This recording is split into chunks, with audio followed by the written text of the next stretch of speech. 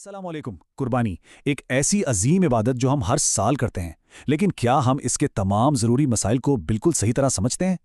آج کی اس تفصیلی گفتگو میں ہم قربانی کے ان بنیادی اور اہم فقہی اصولوں پر بات کریں گے جنہیں اکثر چھوٹی باتیں سمجھ کر نظر انداز کر دیا جاتا ہے، لیکن یقین مانیے انہی اصولوں پر اس عبادت کے قبول ہونے کا انحصار ہے۔ تو چلیے بنا کسی تاخیر کے قدم بقدم ان مسائل کو واضح کرتے ہیں۔ سب سے پہلے دماغ میں یہ سوال آتا ہے اور آنا بھی چاہیے کہ کیا قربانی کے قوانین میں کوئی چھوٹی سی بھول یا غلطی اس پوری عبادت پر اثر ڈال سکتی ہے؟ اس کا جواب ہے جی ہاں، بالکل ڈال سکتی ہے۔ دیکھیے، قربانی صرف کسی جانور کو ذبح کرنے کا نام تو نہیں ہے نا، یہ ایک مخصوص عبادت ہے جس کے اپنے طے شدہ اصول ہیں۔ اگر ہم ان قواعد کو اچھی طرح سمجھ لیں تو ہم اس بات کو یقینی بنا سکتے ہیں کہ ہمارا یہ فریضہ اللہ کے ہاں بالکل مقبول ہو۔ تو شروعات اس بات سے کرتے ہیں کہ آخر قربانی واجب کس پر ہوتی ہے۔ واضح رہے کہ یہ فریضہ ہر اس بالغ مسلمان پر واجب ہے جو صاحب نصاب کی شرط پر پورا اترتا ہو۔ اب یہ صاحب نصاب ہونا کیا ہے؟ آسان لفظوں میں، اگر کسی کے پاس اس کی بنیادی ضروریات زندگی کے علاوہ اتنا مال، دولت یا اثاثہ موجود ہو جو شریعت کے بتائے ہوئے نصاب کی حد کو چھوتا ہو تو اس پر قربانی واجب ہو جاتی ہے۔ اب سوال یہ پیدا ہوتا ہے کہ وہ نصاب آخر ہے کتنا؟ یہاں ایک بہت ہی اہم ہندسہ ہمارے سامنے آتا ہے، 52.5 یعنی 52.5 تولہ۔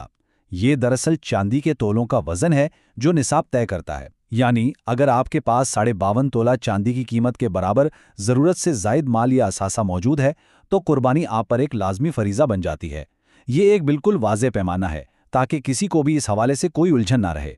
لیکن یہاں ایک عام اور پریکٹیکل مسئلہ سامنے آتا ہے۔ اگر کسی کے پاس فوری طور پر کیش یا رقم نہ ہو تو کیا کیا جائے؟ دیکھیے، اگر کوئی مالی مشکلات کا شکار ہے اور وہ صاحب نصاب نہیں تو اس پر قرض لے کر قربانی کرنا ہرگز ضروری نہیں۔ لیکن اگر کوئی شخص قرض لیتا ہے اور اس کو یقین ہے، اس کی مکمل نیت ہے کہ وہ بعد میں اس قرض کو آرام سے ادا کر دے گا، تو اس کی قربانی بالکل جائز تصور کی جائے گی۔ یہ وضاحت ظاہر کرتی ہے کہ ہمارے دین میں کتنی سہولت اور آسانی رکھی گئی ہے۔ چلیے اب ذرا اس کے وقت پر بات کرتے ہیں۔ قربانی کے لیے ہمارے پاس صرف اور صرف 3 دن ہوتے ہیں، ذی الحجہ کی 10، 11 اور 12 تاریخ۔ بس یہی وہ مخصوص ونڈو ہے، اور ان 3 دنوں میں سے بھی جو 10 ذی الحجہ کا دن ہے یعنی عید کا پہلا دن، اس فریضے کو ادا کرنے کے لیے سب سے بہترین، افضل اور اعلیٰ دن مانا جاتا ہے۔ لیکن ٹھہریے، وقت کے حوالے سے ایک بہت ہی اہم ٹیکنیکل پوائنٹ ہے جو آپ کے علاقے پر منحصر ہے۔ شہروں اور دیہاتوں میں رہنے والوں کے درمیان ایک واضح فرق ہے۔ اگر آپ شہر میں ہیں تو لازمی ہے کہ قربانی عید کی نماز ادا ہونے کے بعد ہی کی جائے، نماز سے پہلے ذبح حلال نہیں ہوگا۔ اس کے برعکس دیہات یا گاؤں جہاں عید کی نماز منعقد نہیں ہوتی، وہاں کے لوگ 10 ذی الحجہ کو صبح صادق یعنی فجر کے فوراً بعد ہی اپنی قربانی شروع کر سکتے ہیں۔ وقت کو سمجھنے کے بعد چلیے آگے بڑھتے ہیں اور جانور کے انتخاب پر نظر ڈالتے ہیں۔ مختلف جانوروں کے لیے کم از کم عمر اور حصوں کی تقسیم بالکل واضح ہے۔ بکرا یا بھیڑ ہے تو اس کی عمر کم از کم 1 سال ہونی چاہیے اور اس میں صرف ایک شخص کا حصہ ہوگا۔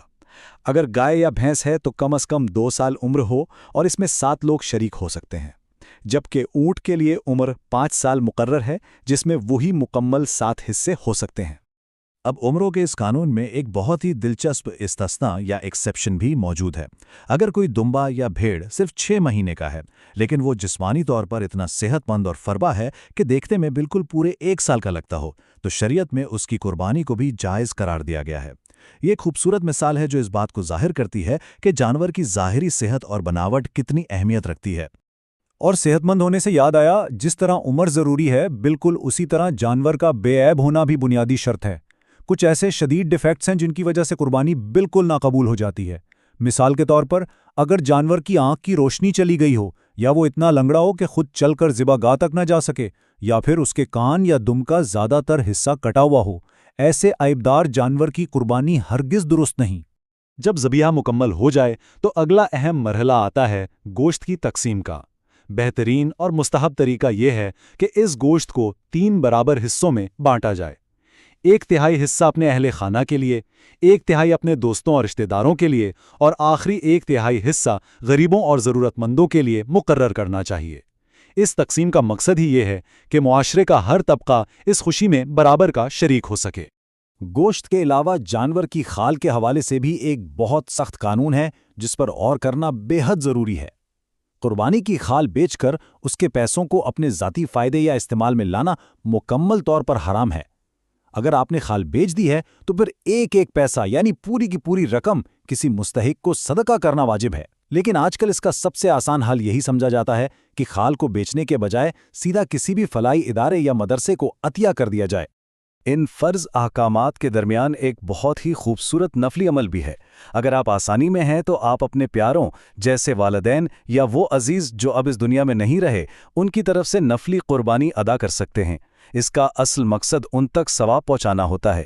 یہ ان مرحومین کے ساتھ محبت دکھانے اور ان کی روح کو ایصال ثواب کا ایک نہایت عظیم اور پرخلوص طریقہ ہے۔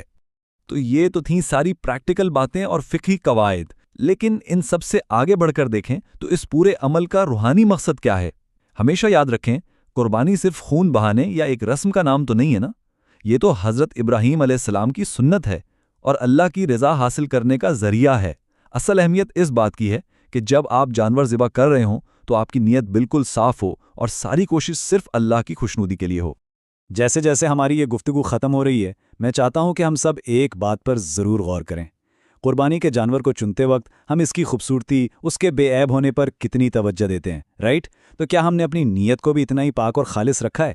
سوچئے ضرور، کیونکہ جب یہ عظیم فریضہ ادا کیا جائے تو ہماری اندر کی روحانی تیاری بھی باہر کی جسمانی تیاری جیسی ہی شاندار ہونی چاہیے۔ امید ہے ان تفصیلات سے آپ کے ذہن میں قربانی کے مسائل مزید واضح ہو گئے ہوں گے۔ اپنا بہت خیال رکھیے گا۔